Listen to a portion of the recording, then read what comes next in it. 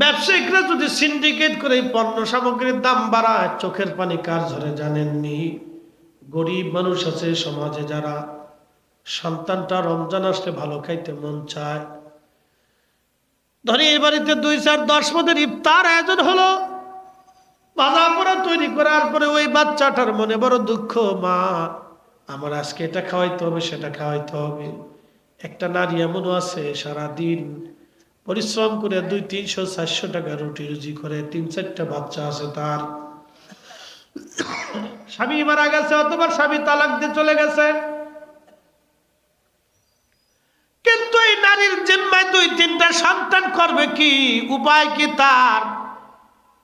তখন ওই নারী বাজারে যাইয়া চোখের পানি ছেড়ে ছেড়ে ফেলায়, কান্দে আর বলে, আল্লাহ কি করে আমি এখন বাজার করব?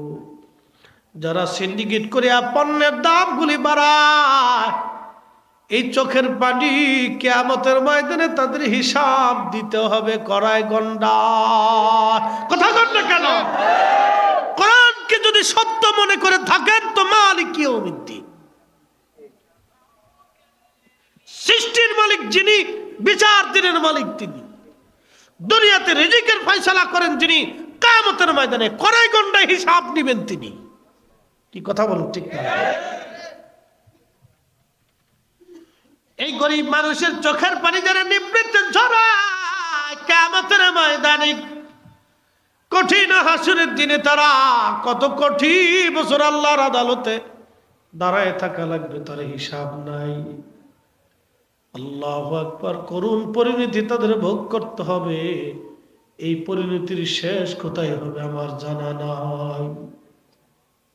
মেহশরের মাঠে করুণ পরিণতি, তার একটা করুণ পরিণতি বুঝাই তারুজুল, এই কোরআন বলতেছে তার একটা করুণ পরিণতি বুঝাই দিয়ে শেষ করব।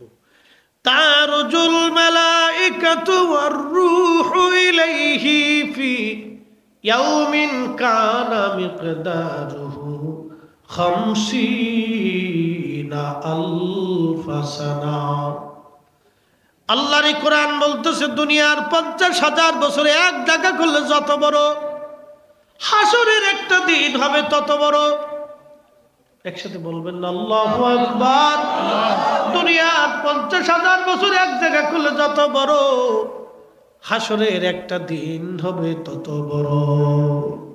আল্লাহ সেই দিন যারা দুনিয়াতেই পণ্য সামগ্রীর দাম বাড়াইয়া, গরিব মানুষের চোখের পানি ঝরাইয়া, এই রমজান মাসে খেজুরের দাম বাড়াইয়া, চিনির দাম বাড়াইয়া, তেলের দাম বাড়াইয়া, চালের দাম বাড়াইয়া, মশলার দাম বাড়াইয়া, এই সবজির দাম বাড়াইয়া, নিত্য প্রয়োজনীয় খাদ্য সামগ্রীর দাম বাড়াইয়া যারা গরিব মানুষের চোখের পানি ঝরাইয়া কোটি কোটি টাকার মালিক হয়ে গেল, কিয়ামতের ময়দানে এই সম্পদ তো সে আর দুনিয়ার থেকে কবরে নিতে পারবে না, কবরেও তার কোনো প্রয়োজনও আসবে না।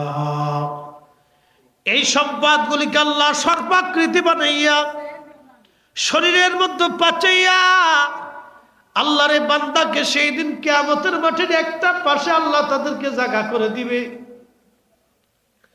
কিয়ামতের মাঠের এক পাশে তাদের জায়গা হবে।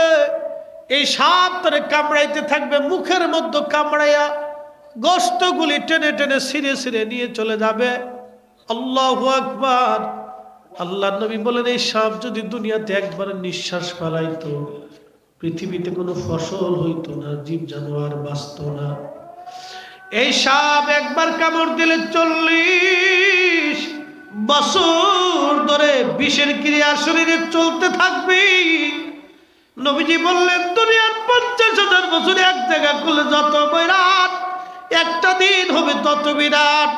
সেই দিনের হিসাব অনুযায়ী জিন জাতির হিসাব হবে, মানব জাতির হিসাব হবে, ফেরেশতাদের হিসাব হবে, পশু পাখির হিসাব হবে।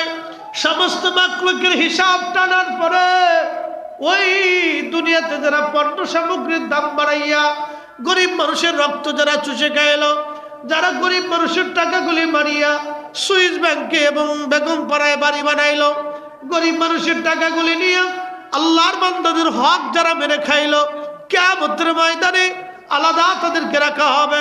কোটি কোটি বছর পার হয়ে যাওয়ার পরে তাদেরকে আল্লাহ হিসাবের জন্য ডাক দেবে। কিন্তু এই কোটি কোটি বছর এই সাপ তারে কামড়াইতে থাকবে, কামড়াইতে থাকবে, কামড়াইতে থাকবে। কেউ তারে সেই দিন বাঁচাইতে পারবে না, তার সম্পদ তারে বাঁচাইতে পারবে না। এই জন্য দুনিয়াতে যারা গরিব মানুষের চোখের পানি ঝরায়, কিয়ামতের ময়দানে আল্লাহর আদালতে ফয়সালা হবে। কথা বলেন ঠিক কিনা?